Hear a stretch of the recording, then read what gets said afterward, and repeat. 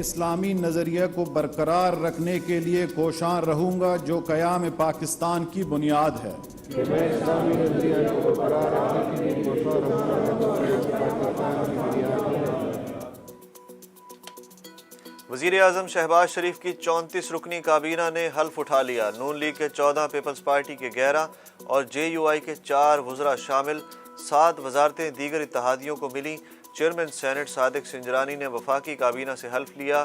تقریب میں وزیر اعظم شہباز شریف بھی شریک ہوئے۔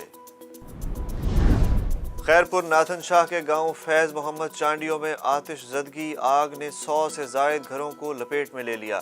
بچوں سمیت 8 افراد جاں بحق، متعدد زخمی، 2 درجن سے زائد مویشی ہلاک، لاکھوں روپے کا سامان جل کر راکھ۔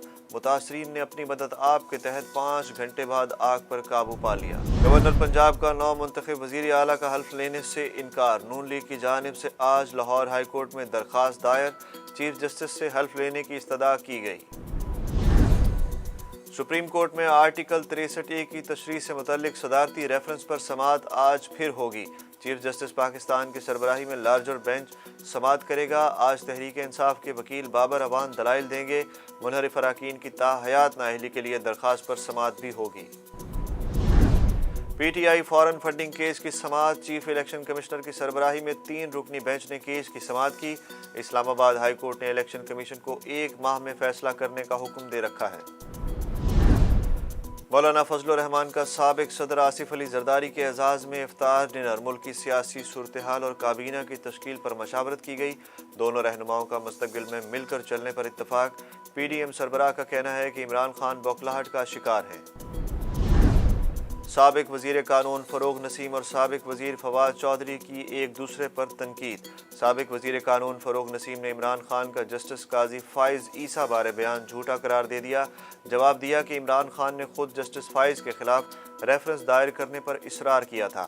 عمران خان نے سپریم کورٹ جج کے خلاف ARU کے مواد پر زور دیا۔ ایسٹ ریکوری یونٹ براہ راست عمران خان کے ماتحت تھا۔ فواد چودھری نے فروغ نسیم کو جھوٹا قرار دے دیا۔ سیالکوٹ میں سری لنکن شہری پریانتھا کمارا کے قتل کیس میں 6 مجرموں کو سزائے موت، 9 کو عمر قید کی سزا، 72 ملزموں کو 2 سال قید کی سزا۔ انسداد دہشت گردی عدالت نے فیصلہ سنایا۔